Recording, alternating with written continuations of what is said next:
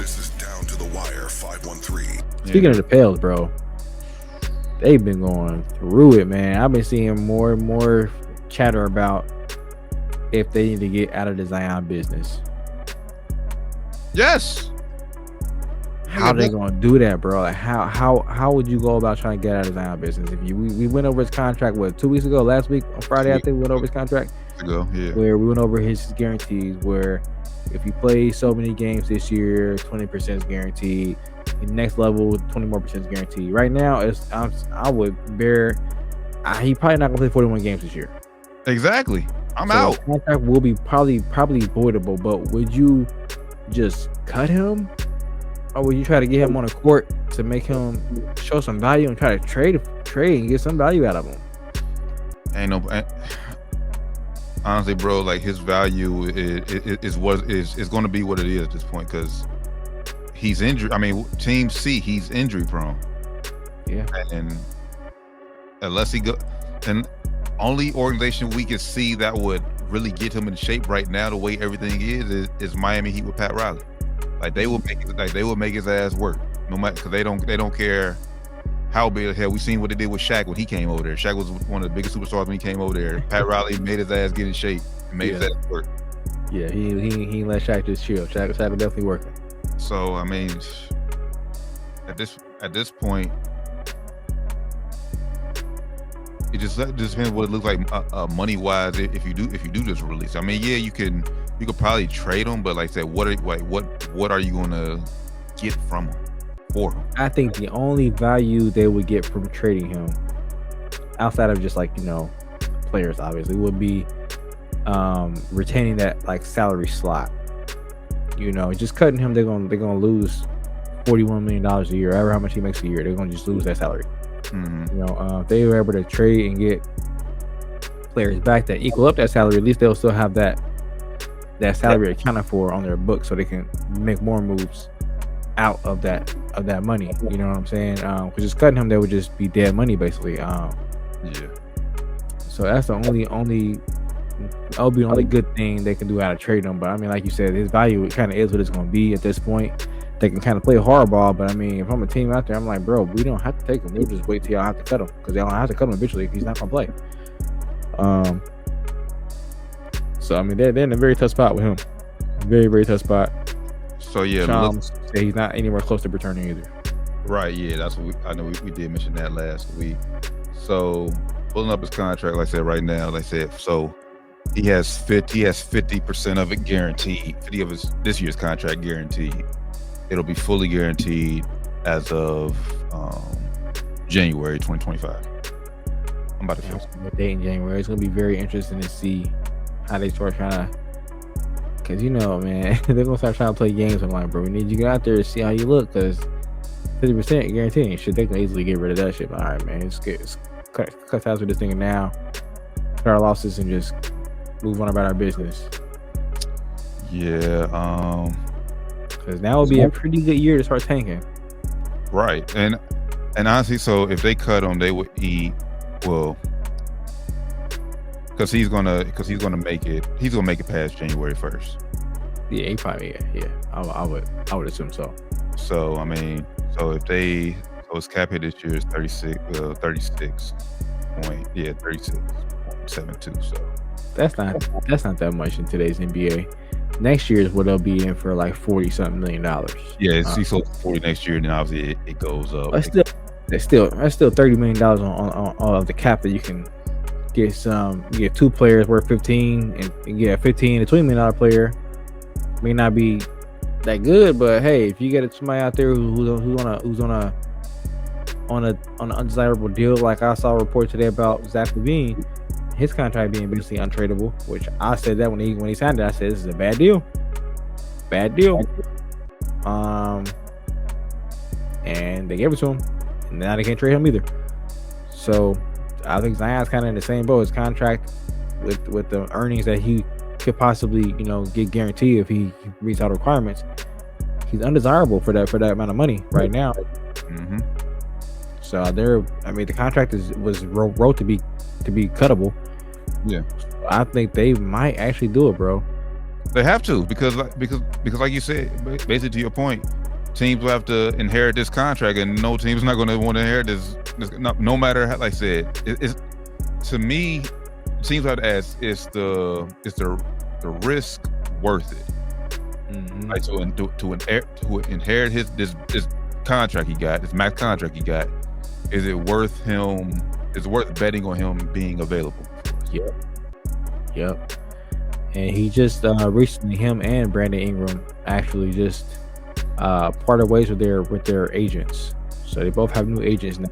But yeah, I ain't mad at you. Yeah, cause shit. I ain't mad at either one of them because Zion's contract is fucking wild, man.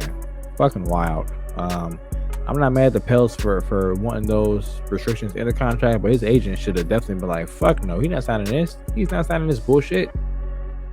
Absolutely not, man. Trade him right now. That's what I would have said if I was agent. No, absolutely not. He's gonna be restricted free agent. He's gonna go get a max off from somebody else. Y'all gonna match that shit, and he's gonna be mad staying here. Y'all gonna have to trade him anyway, or he's gonna walk. That contract is as a player ridiculous. Now, like I said, for the Pels, I'm not mad at them for putting those restrictions in there. I would have definitely wanted those in the contract. Right. But for Zion's part, man, no way. I would have had no parts in that contract. Yeah. I mean, but my last thing about it is just like, at what point do you hold basically what we say about teams in the NFL, accountability factor? Like Zion, you have to be accountable for yourself, bro. Granted, we know you don't want. We know you. At least from the outside looking in, it looks like you want to be out there and playing. But like, are you doing the necessary stuff to better yourself, to help yourself health wise? You know, bro. Don't nobody know your body better than you. So you should. Right. So you should put yourself on. You should be making enough money. Hire you a chef. Hire you a workout. And hell, you see what Bron doing playing till he's 40, bro. Yeah, spending money on his body to make sure he's in the right kind of shape. Zion should have been on that the first day he made any kind of money. He should have been on putting money back into his body. Like, yeah, this body was making me this popular athlete. I need to put money back into myself and make sure I stay where I need to be at health wise. Make sure I'm out there playing. Make sure I'm able to get these endorsements. Make sure I'm able to get this face of the league title. I'm getting all this shit. It was his to have, bro.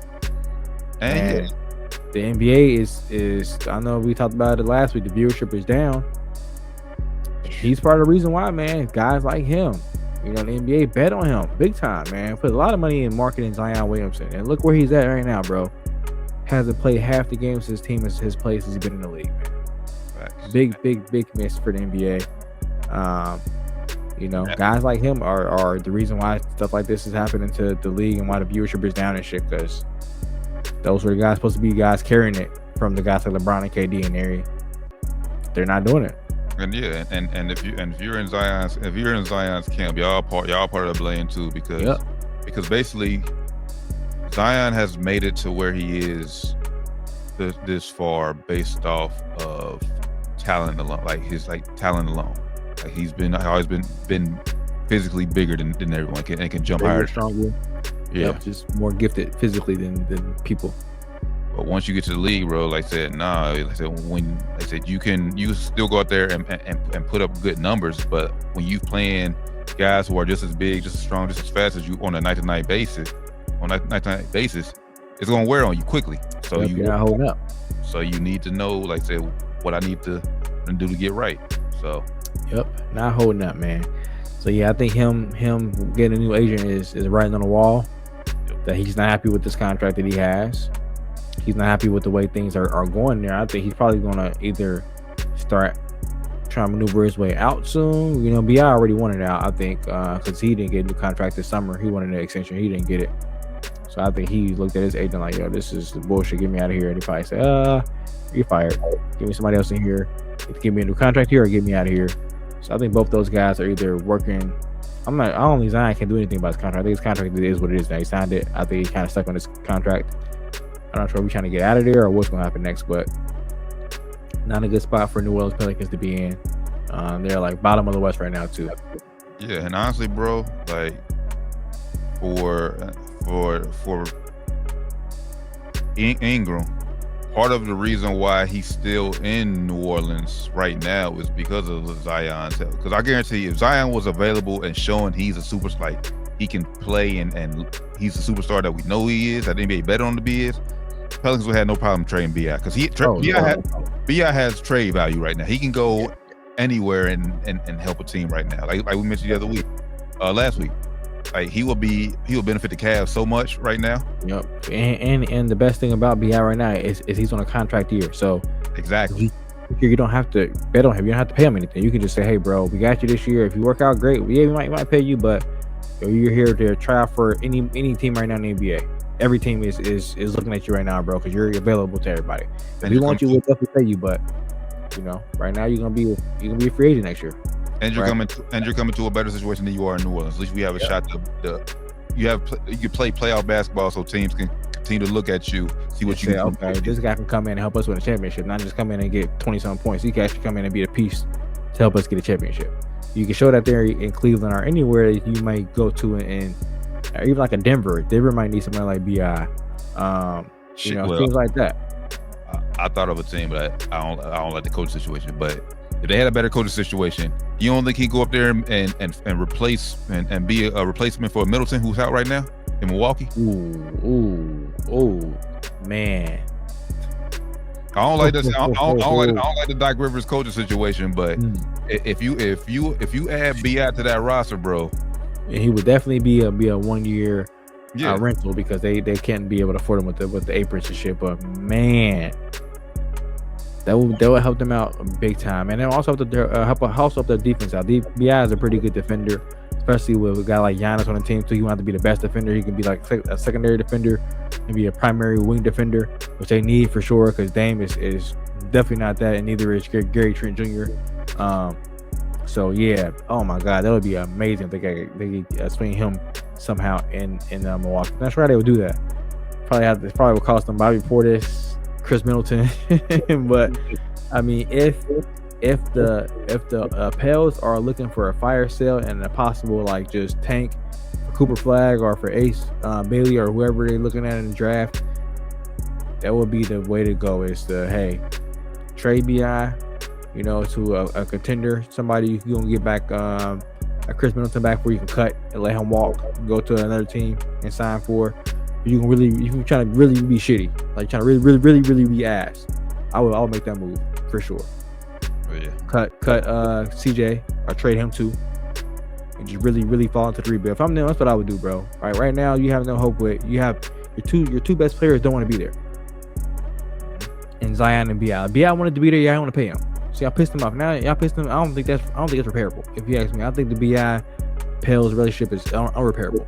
Yeah, and at this point, why would he want to be there knowing, seeing what Zion, like my sidekick is like no. at least if y'all didn't want to, at least if y'all didn't know about Zion, y'all should at least give me the benefit of that. Like, hey, look, man, you're bought in, you've been here, you've been available for the most part. We're gonna pay you, bro. Whether you here or not, we're gonna give you your money. So if he in a trade, you're still gonna be on that good contract that you want. So if I'm him, I have no desire in staying there, even if they miraculously turn around this year. I don't want to stay there from BI. So if I'm them, I would go ahead and get rid of him, and I would get rid of Zion just because I think it's just time. I don't care if you're gonna be here or not. At this time, bro, I don't want you to be here anymore. You're gone. Exactly. I'm taking for Cooper Flag or Ace Bailey or somebody. I'm watching a little college basketball. I don't think maybe Cooper is maybe ready to be that kind of player, like they just carry a franchise. But he's about to be 18 in December. But yeah, he young. So it'll be a lot to put on him. Getting rid of everybody and just put him in there and saying you the guy. But I think that's the kind of facelift you need as a franchise right now in New Orleans. You need a whole facelift. I like that, and I watched. I like that Rutgers side. When was it Tuesday? Yeah. Whenever they played Notre Dame, I watched the Rutgers squad, and he struggled that game. He did hit a clutch shot, and I think it sent it overtime. But hey, bro, like between him and Dylan Harper, man, hey, both of them boys can go. Hey, can go. My only thing with Ace is sometimes his shot selection is kind of wild, man. He be throwing up some crazy shit. Sometimes I'll go in though. Mm-hmm. He's very creative. Sometimes that should go in, man. He be doing some long ass fadeaway twos. Like, bro, what are you doing? But he cold, man. So yeah, if I'm them, I would go for the full facelift I'm tanking right now. This Zion project experiment, whatever you want to call it, is not going well. It's been a major fail. They were way better with AD than they've been with Zion. At least AD got into the playoffs a couple years, won a playoff series. Shit.